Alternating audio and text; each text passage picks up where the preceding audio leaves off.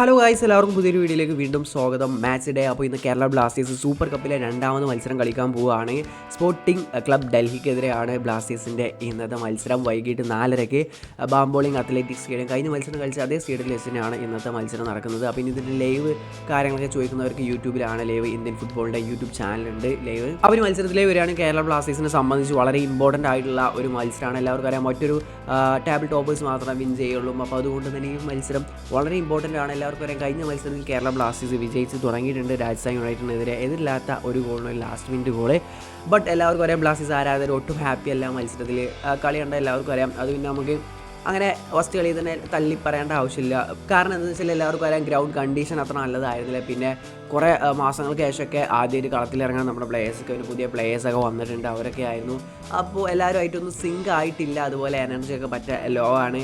അവരൊക്കെ ട്രെയിൻ ചെയ്ത് ഫസ്റ്റ് കളി കളിക്കുന്ന ഒരു കോമ്പറ്റീറ്റീവ് മത്സരം കുറേ കാലത്തിന് ശേഷം കളിക്കുകയാണ്. അപ്പോൾ അതിൻ്റേതായ പ്രശ്നങ്ങളും കാര്യങ്ങളൊക്കെ ആ മത്സരത്തിൽ ഉണ്ടായിരുന്നു. അപ്പോൾ അതുകൊണ്ട് നമുക്ക് അത്രയും ആണ് തള്ളിക്കളയാൻ സാധിക്കില്ല. ഈ മത്സരത്തിലേക്ക് വരുമ്പോൾ ഇനി അത് മാറും എന്നാണ് പ്രതീക്ഷിക്കുന്നത്. കുറച്ചും കൂടി ഇമ്പ്രൂവ് ആവും എന്നാണ് നമ്മൾ പ്രതീക്ഷിക്കുന്നത്. അതുപോലെ കഴിഞ്ഞ മത്സരത്തിൽ നമ്മളൊരു ഫുൾ സ്ട്രെങ്ത് സ്ക്വാഡിനെല്ലാം ഇറക്കിയത്. നമ്മൾ പ്രതീക്ഷിച്ചിട്ടുണ്ടായിരുന്നത് അങ്ങനെയാണ് ലൈനപ്പൊക്കെ വരുമെന്ന്. എന്നാൽ തിയാഗോ ആൽവസ് പോലൊന്നും ബെഞ്ചിൽ പോലും ഉണ്ടായിട്ടില്ല, സ്ക്വാഡിൽ പോലും പുള്ളി ഉണ്ടായിട്ടില്ല. അപ്പോൾ അതിന് കാരണം പറഞ്ഞിട്ടുണ്ടെങ്കിൽ പുള്ളിക്ക് എന്തോ ചെറിയൊരു സ്ലിപ്പായി, ട്രെയിനിങ്ങിലൊന്നും സ്ലിപ്പായിട്ട് ചെറിയൊരു പ്രശ്നം ഉണ്ടായിരുന്നു. അപ്പോൾ അതിനെ തുടർന്ന് ഡെസ്ക് എടുപ്പിക്കായി ആണെന്നാണ് പറഞ്ഞത്. ഇന്നത്തെ മത്സരത്തിൽ പ്രതീക്ഷിക്കുന്നുണ്ട് പുള്ളിയെ. പിന്നെ ഇന്നൊരു ഫുൾ സ്ട്രെങ്ത് സ്ക്വാഡ് ഇറക്കുമ്പോൾ നമുക്ക് പ്രതീക്ഷിക്കാം അതേ ചെയ്യാൻ പറ്റുള്ളൂ. എങ്ങനെയാണ് ഡേവിഡ് കറ്റാല ഇറക്കുക എന്നുള്ളത് കണ്ട് തന്നെ അറിയണം. നമ്മൾ വലിയ രീതിയിൽ ലൈനപ്പൊക്കെ പറഞ്ഞിട്ട് കഴിഞ്ഞ മത്സരത്തിൽ നമ്മൾ കണ്ടത് നമ്മൾ ഒട്ടും പ്രതീക്ഷിക്കാത്ത ലൈനപ്പാണ്. അപ്പോൾ ഇന്നെങ്ങനെ കളത്തിൽ ഇറക്കും എന്നുള്ളത് അത് കണ്ടറിയേണ്ടതാണ്. ഇനി നമ്മുടെ എതിരാളികളായ സ്പോർട്ടിംഗ് ക്ലബ് ഡൽഹിയെക്കുറിച്ച് പറയുകയാണെങ്കിൽ അവിടെ കോച്ചിനെ തന്നെയാണ് ആദ്യം പറയേണ്ടത്.